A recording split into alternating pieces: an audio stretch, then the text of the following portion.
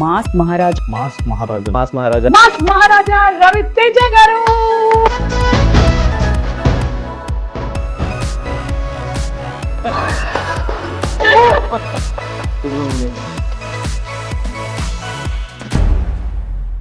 Best memories moments ఏంటండి? ఏం జరిగిందండి అక్కడ? నీకు ఎలా ఉంది ఎక్స్పీరియన్స్?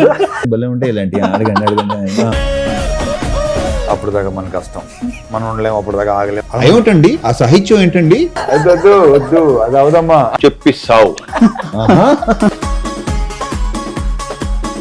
నేను ఆయనతో ఇప్పుడు ఇది 4వ సినిమా. ఇప్పుడు ఇది ఏంటంటే ఇది నీ హోమ్ ప్రొడక్షన్ కదా, మీ బయట రారు కదా, ఇక అక్కడే ఉంటారు ఇక.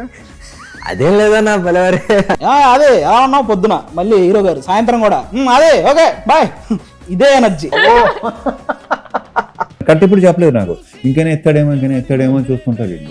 చెప్పా నువ్వు ఏదో తేడా. అప్పుడు వెళ్ళలేదు కదా, ఇప్పుడన్నా. అసలు మీకు ఏంటి, మీకు అసలు ఇది ఉమెన్ ఎంపవర్మెంట్ ఇది ఏంటిరా నాయన, అక్కడ ఏం జరిగిందని? వంశీ గారి స్పీచెస్ ఎంత హైలైట్ తెలుసు. ఆయన ఏమైనా మాడుతుంటే లిటరలీ వంశీకి ఫ్యాన్స్ అసోసియేషన్ ఉంది. ఎగ్జాక్ట్లీ. కొడకల్లారా రాకపోతే చెప్తా మీ పని. గొడవలు జరగడం కానీ, అరుపులు కేకలు, అక్కడ వరకు వెళ్ళకపోయినా ఇన్స్టెంట్ అరుపులు హీరోలతో ఎవరైనా అరుపులు కేకలు కామన్ సెన్స్ ఉంది.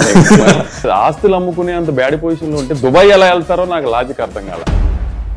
ఇప్పుడు నాకు ఒకటి చెప్పు, ఉన్న సరదాగా జాక్ గురించి మాట్లాడుకోవచ్చా? అయ్యో శుభ్రంగా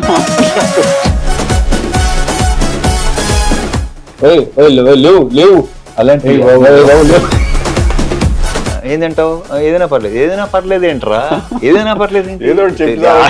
సూపర్ ఫిల్మ్స్, అందుకే పెద్దగా వర్కౌట్ అవ్వాలి.